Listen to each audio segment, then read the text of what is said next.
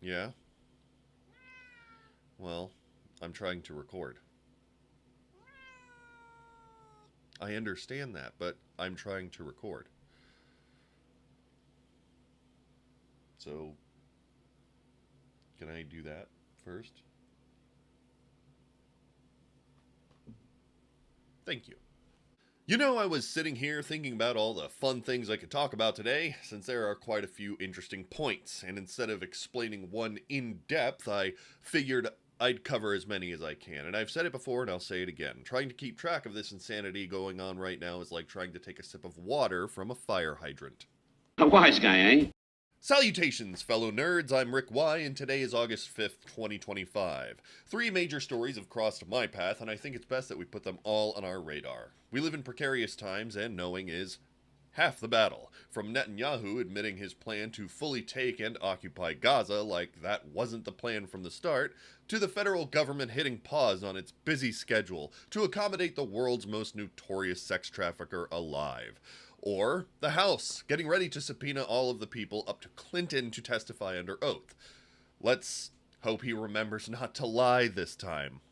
Oh, and just for fun, a little gem dropped this morning suggesting Donald Trump has a multi-pronged plan to stall or even halt the 2026 and 2028 elections.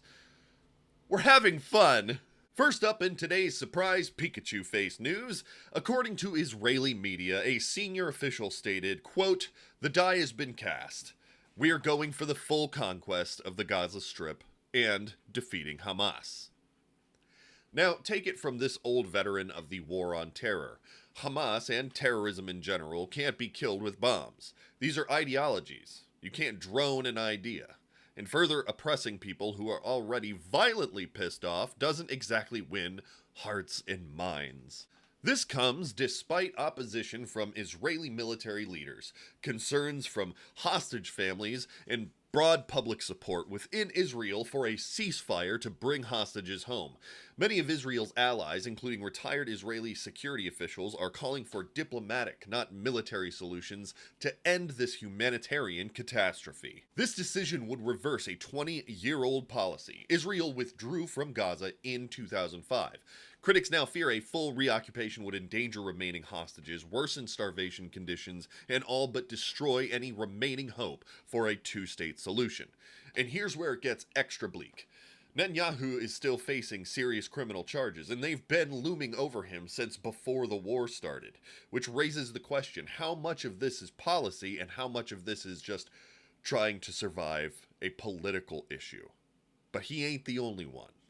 As of this recording, Chairman James Comer, Republican from Kentucky, has issued subpoenas to the Justice Department for the full, unredacted Epstein-Maxwell investigation files due by August 19th. And it's not just paperwork. Subpoenas are going out for depositions from big names. Bill and Hillary Clinton, James Comey, Robert Mueller, Merrick Garland, Bill Barr, Eric Holder, Loretta Lynch, Jeff Sessions, and Alberto Gonzales. While this might sound like a Republican-led witch hunt, don't get it twisted. This investigation got traction because Democrats led a bipartisan subcommittee vote last month. Representatives Robert Garcia and Summer Lee are among those pushing for transparency and justice for Epstein's victims. This matters. It means Democrats on the House Oversight Committee will also have subpoena power. So no, it's not just some political theater. This could get calamitous real quick. Let's just hope they have the decency to keep the names and identities of the victims protected. The last thing these women need is more exposure. Going forward, here are some of the key dates. Justice Department must respond by August 19th. Hillary Clinton must respond by October 9th. Bill Clinton by October 14th. Ghislaine Maxwell's deposition was delayed pending a Supreme Court decision expected by September 29th. The goal here is to find out a number of different things. 1. What did the federal government know? 2. Who had access to that information? 3. Did political actors influence or even block accountability? And 4. If this investigation hits Bill Clinton and Donald Trump, don't threaten me with a good time. When it comes to this level of crime, it's political Pokemon. Gotta catch 'em all. And throw 'em under the same damn prison. Now to a story that's been criminally underreported as far as I'm concerned. A piece from peoplesworld.org based on a Brennan Center report. Look, peoplesworld.org is far left and ideological, but it's fact-based, and this report kind of matters. It lays out how the Trump administration and aligned actors are not planning to outright cancel the 2026 or 2028 elections, but instead systematically undermine them through a series of structural attacks. This includes, but is not limited to, a March 2025 executive order requiring proof of citizenship for voter registration, tighter ballot deadlines, machine recertification rules that could push states to use partisan vendors, and support for the SAVE Act, which watchdogs say could disenfranchise up to 21 million voters, especially people of color, women, and anyone who's changed their name. And it doesn't stop there. The report also warns of defunding key election security agencies like CISA, gutting the FBI's Foreign Influence Task Force, politicizing the Federal Election Commission to remove its bipartisan integrity. And if you're unfamiliar, this is exactly how authoritarian regimes consolidate power: centralize control, destroy safeguards, and bully dissenters. Ask Putin. Groups like Protect Democracy and Democracy Docket are warning unless states and civil society act now, future elections could lose all credibility. We're not talking about voter ID laws anymore. We're talking about smothering democracy while it sleeps. Look, there is an alarming pattern across the globe.